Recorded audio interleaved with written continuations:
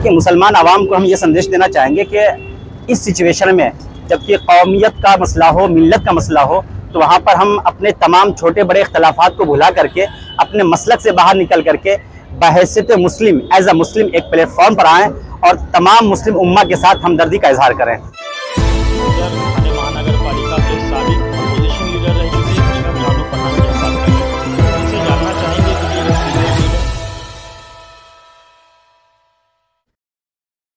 जैसा कि आप लोग भी जानते हैं कि महाराष्ट्र में ऐसा पहली बार हुआ है कि जब किसी मस्जिद पर कुछ शरपसंदों ने हमला कर दिया, उसकी बेहुरमती की, कुरान पाक और अहादीस की किताबों को नज़र आतिश कर दिया और मस्जिद के गुंबदों मीनार को मिस्मार कर दिया।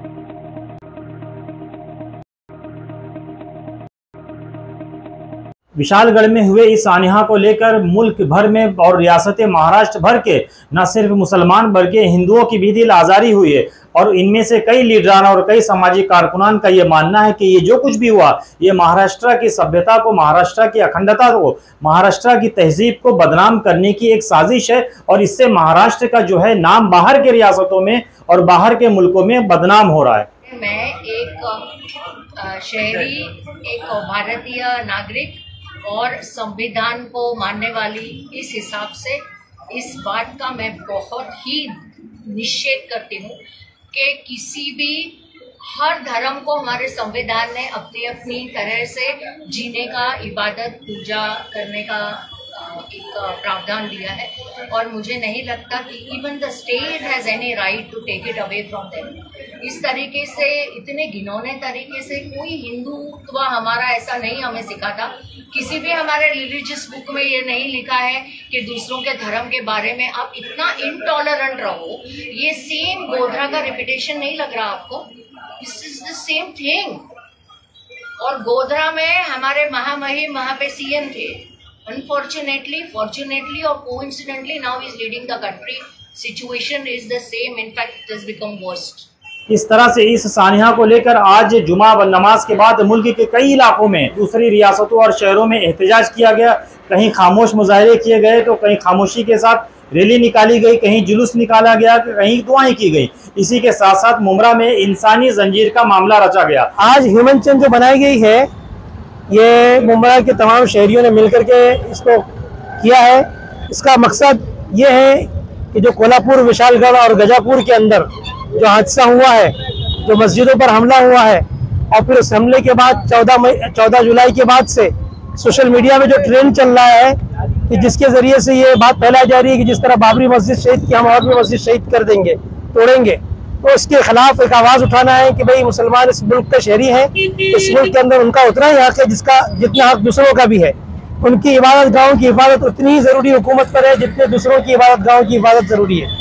इसके लिए मुमरा एक मुस्लिम अक्सरियत शहर है, यहाँ से आवाज़ उठाई गई है कि प्रशासन इस पर ध्यान दे और जो इसके मुजरिम है, जो जमातें और जो क्या कहते हैं अफराद मुजरिम है, चाहे वो बजरंग दल का जिम्मेदार हो या किसी भी और क्या कहते हैं सख्त से सख्त जमात का क्या कहते हैं जिम्मेदार और संगठन का आदमी हो, उसके खिलाफ पूरी ताकत के साथ कार्रवाई हो और दोबारा मुल्क के अंदर क्या कहते हैं और खासतौर से हमारे महाराष्ट्र के अंदर जिस तरह का ट्रेंड अभी शुरू हो रहा है, इसके ऊपर रोक लगाई जाए। ये और जो तरह तरह की धमकियां और मुतशद्दिद ग्रुप की तरफ से जो धमकियां मिल रही हैं कि हम बाबरी वाला हाल दूसरी मस्जिदों का भी करेंगे, तो हुकूमत वक्त से हमारा मुतालबा है कि इस तरह की जो ऑर्गेनाइजेशन है उस पर सख्ती के साथ, उससे सख्ती के साथ निपटें और उसको कैफियत किरदार तक पहुंचाने की। दरअसल बात ऐसी है कि हमको बचपन से यही सिखाया गया है कि ये देश प्यार, मोहब्बत, हिंदू, मुस्लिम, सिख, ईसाई सब यहाँ साथ में रह के साथ में बड़े होने तक का सफर है और हमें यहीं रहना है हमेशा के लिए। और हमने ये सर तस्लीम कर लिया था पहले से ही कि हमें अब यहीं रहना है और हमें ये सब हमारे भाई है। जब हमें ये देखने मिल रहा है कि हमारे ही भाई लोग हमारे ही साथ ये सलूक कर रहे हैं, तो जो गर्मी हमारे खून में है वो सिर्फ हम एक साइलेंट ये लेके खड़े रह के बयान नहीं कर सकते। हम बहुत तकलीफ महसूस कर रहे हैं कि जो देश को हम अपना बोलते हैं और जो गैर मुस्लिम लोग भाइयों को हम अपने भाई बोलते हैं, वो हमारी मस्जिदों की इस कदर बेहुरमती करते हैं, ये हमारे लिए नाकाबिले बर्दाश्त है। और देखिए, पिछले कई सालों से देश में और अब इस 1-2 साल से महाराष्ट्र के अंदर जो है काफी जो है जुल्म ज्यादती बढ़ती जा रही है मुसलमानों के खिलाफ या दूसरे लोगों के खिलाफ आए दिन जो है गुंडागर्दी और दहशतगर्दी बढ़ती जा रही है।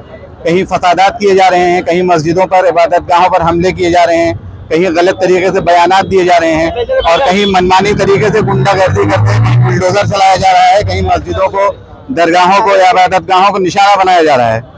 अगर इसी तरीके से रहा तो कानून और व्यवस्था पूरी तरीके से खराब बिगड़ सकती है और अदालतों की क्या जरूरत है। अगर इसी तरीके से अगर मनमानी तरीके से किसी अधिकारी को या किसी भी शहरी को कानून हाथ में लेने की अगर जरूरत पड़ जाए तो अदालतों की क्या जरूरत है, अदालतों को भी ताला लग जाएगा। इसलिए अदालतों का और कानून का जो है इस्तेमाल होना चाहिए। जिस तरीके से पीस और जस्टिस के लिए अदालतें हैं, पुलिस है, प्रशासन है, तो सही तरीके से उसका इस्तेमाल होना चाहिए।